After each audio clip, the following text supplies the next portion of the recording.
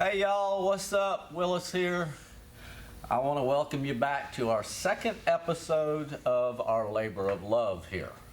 Remember, this is my wife's writing desk that isn't worth a lot of cash, but it's worth $1 million to her. And I promised her 5 years ago, like I said, that I would fix it, and here we are finally getting to fix it. So today what I want to show you is how to make this out of this. Or better than that, this. So I cut one out, played around with it, and got it pretty much the way I want it. And we'll have some finish up sanding to do with it. But you see it matches very, very closely. I'm doing both of these front legs, so if it isn't an exact match, that's okay too. I'm not worried about that. But let's get started. Let me show you what I did. I made these templates out of these, and I basically traced them onto my block of wood. So I have the one side right here and the other side right here. Now what we have to do is cut this out on the bandsaw, and as that is not hard, it's a little complicated, but you'll see it's very easy once you understand it. So let's get to cutting.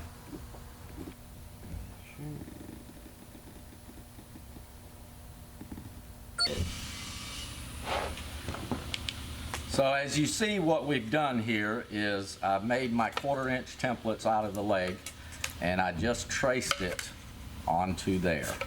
Now I oriented this into one corner so that I know I have one corner that's perfectly straight. Did it on both sides. So we have this side that's templated and this side that is templated. Marked out, and now what we're going to do is just cut those lines. And I'll show you how to do that.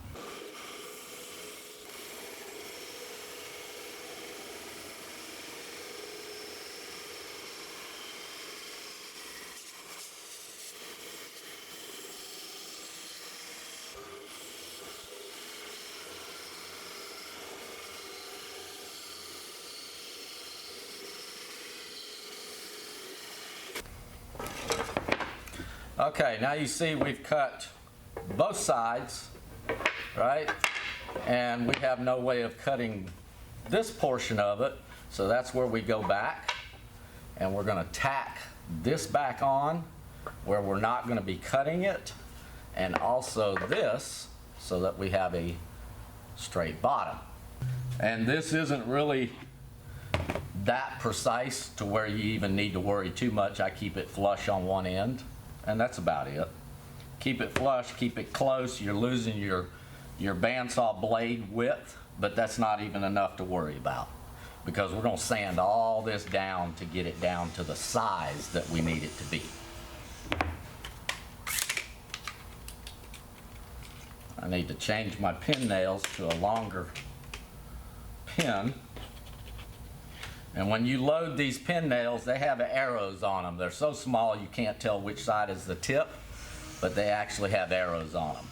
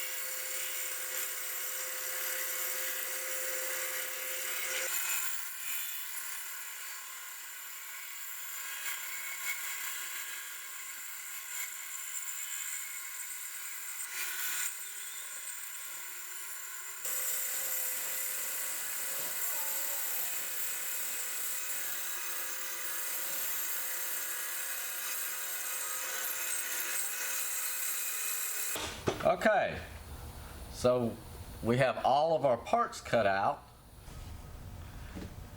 So just take that piece off. This piece off. Take that piece off. That piece off. That one. That one. There we go.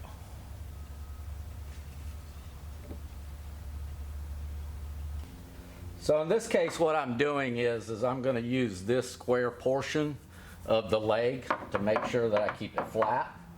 So I'll run it like that, but what we have to do is make sure our beds are straight. So you got to make sure that they're square with your sanding belt, both sides, because we're going to work off of both sides.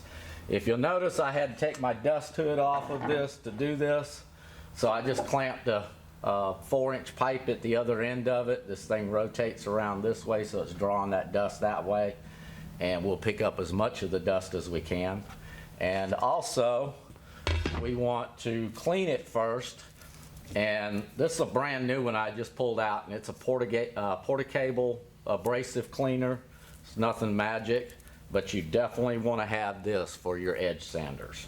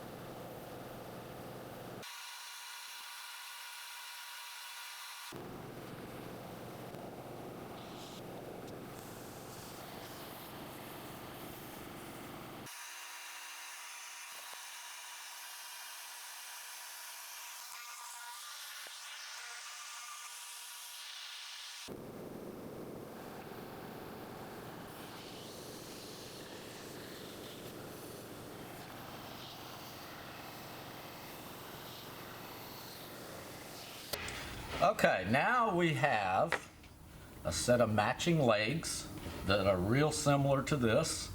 I basically made these two match up.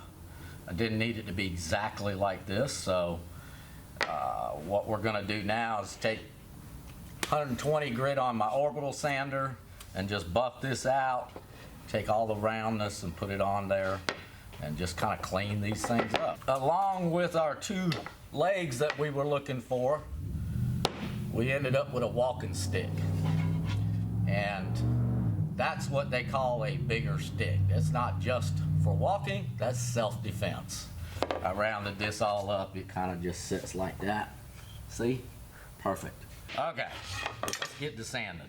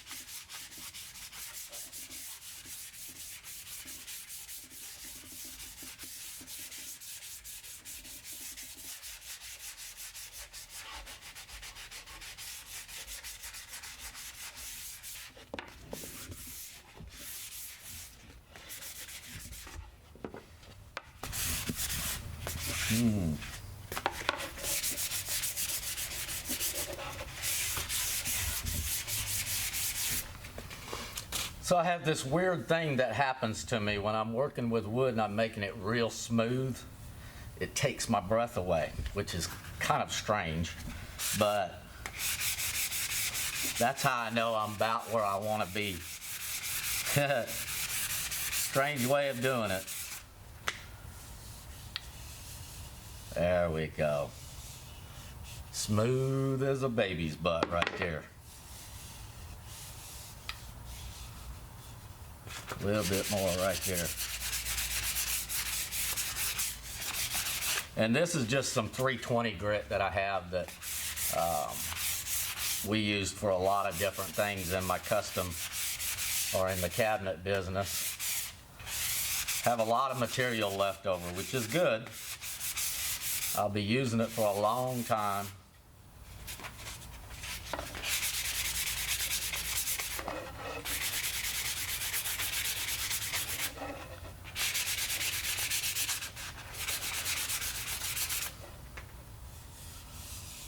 There we go. And that's how you make Queen Anne legs.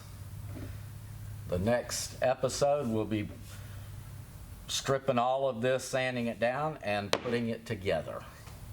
So, until then, peace.